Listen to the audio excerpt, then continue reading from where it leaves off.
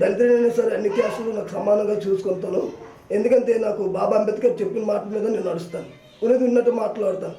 ఏది కూడా బాబా అంబేద్కర్ ఏంటి చెప్పాడు, ఎస్సీ ఓన్లీ ఒక ఎస్సీ అనలేదు, అందరూ కేవలం అందరూ కూడా మనవాళ్ళు అన్నారు. అందువల్ల నాకు ఏంటంటే అన్ని క్యాస్టులు నాకు సమానమే. కానీ ఒకటి, నేను నా వయసు 53 సంవత్సరాలు.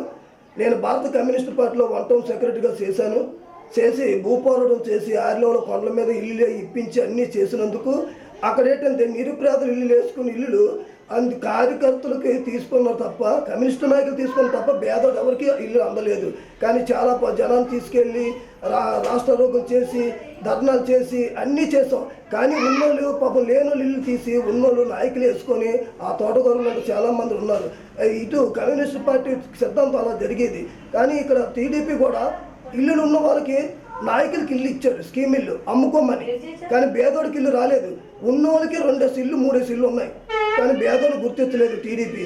ఈరోజు పవన్ కళ్యాణ్ వచ్చినా పవన్ కళ్యాణ్ ఏం చేస్తాడు? పవన్ కళ్యాణ్ కూడా ఏం చేయలేడు.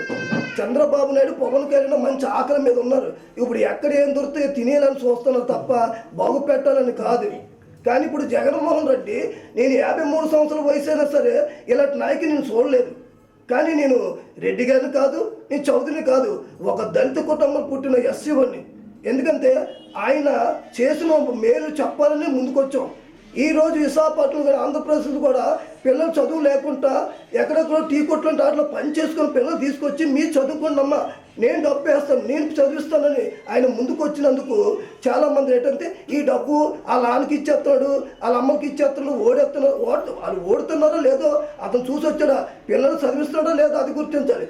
చంద్రబాబు నాయుడు ఏంటంటున్నాడు, ఆ పిల్లలకి ఇచ్చేసి అలాగిచ్చి అలా తీసుకుంటుంటే అలాగిచ్చింది అర్థం తీసుకోలేదు. వీళ్ళు పాడు చేసుకుంటే ఎవరికి తప్పు? అది ఎవరు తప్పు? తల్లిదండ్రులు తప్పు.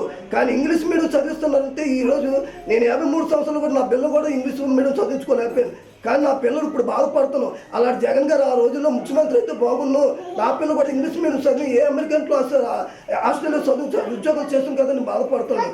నేను చూశాను, ప్రతి మున్సిపల్ స్కూల్కి వెళ్ళి చూస్తున్నాను ఎంత బాగా కట్టారో.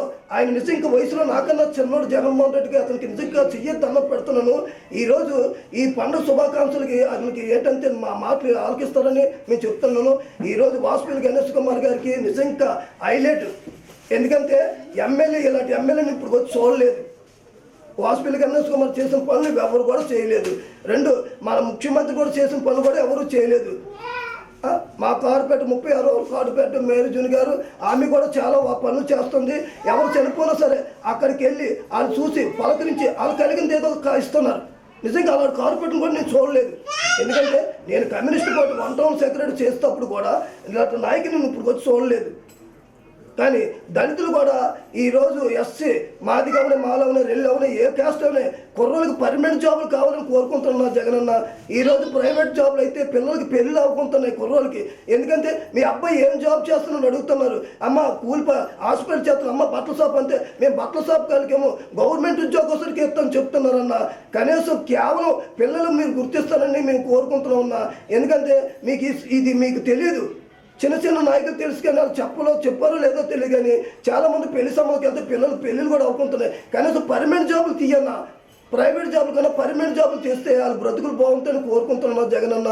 ఎందుకంటే మీరు తప్ప ఇంకెవ్వరూ చేయలేరు ఈ పర్మనెంట్ పోస్టులు.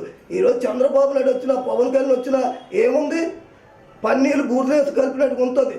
ఈరోజు చంద్రబాబు నాయుడు చెప్తున్నాడు, మందుబాబులకు మీటింగ్ పెడతాడు. ఏమని? మందుబాబులు మీకు రేట్లు తగ్గిస్తాను, మీకు మంచి క్వాలిటీ ఇస్తాను. అదే మంచి క్వాలిటీ అంతేంటి? వచ్చిన తర్వాత ఆ మంచి చెడ్డ క్వాలిటీ చంపినానికి ప్రజల్ని. ఈ ప్రజలు గొర్రెలట్టు వాళ్ళు ఆలోచించలేకపోతున్నారు. మీరు ఇచ్చిన మందులో ఏది కూడా కల్తీ లేదన్నా. ఎందుకంటే ప్రజలకు ఏంటంటే ఎంత ఎట్టినా మనుషుల్ని ఎర్రెక్కించాలని చేస్తారు. అది ఒక్కసారి మీరు గుర్తుంచుకొని, నా బాధ ఏంటంటే నా పిల్లలు కాదు ఏ పిల్లడికైనా సరే గవర్నమెంట్ జాబ్ ఇస్తాను నేను కోరుకుంటున్నానన్న. సంబంధాలు రాకుంటున్నాయి, బాగా ఇల్లు ఇద్దరు కట్టుకోలేకపోతున్నారు. కనీసం మరి ఇల్లు లేని కూడా ఇల్లు కోసం మీరు ఒకసారి ఎంక్వైరీ చేసి ఇల్లు ఇవ్వన్నా. మరి పింఛన్లు కూడా తీస్తారంటున్నా. ఎందుకంటే పింఛన్ తీస్తే భర్తకి ఎత్తే భార్యకి ఉంటే ఆ భార్య చనిపోయిన తర్వాత ఆ భర్తకు పింఛన్ రాకుంటుందన్న.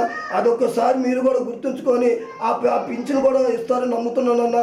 ఎందుకంటే మాకు ఏది ఒప్పున్నా పర్లేదు, నాకు సొంత ఇల్లే లేదు, నాకు ఇల్లు అవసరం లేదు. ఎందుకంటే నేను పేదల కోసం బతుకున్నది. నాకు బాబా అంబేద్కర్ చెప్పినట్టుగా నేను నడుచుకుంటాను. ఎందుకంటే నాకు స్వార్థం లేదు, నాకు సొంత ఇల్లు లేదు, బ్యాంక్ బ్యాలెన్స్ లేదు. కానీ ప్రజలు ఎవరైనా బాగుంటే మనం బాగుంటామని లెక్కన్నా జగనన్న. ఎందుకంటే ఈ సంక్రాంతి శుభాకాంక్షలు మీ ఎమ్మెల్యే మన ముఖ్యమంత్రి గారికి, మన వాసుపల్లి గణేష్ కుమార్ గారికి, మన కార్పొరేటర్ గారికి ఈ శుభాకాంక్షలు చెప్పుకుంటున్నాం అన్న.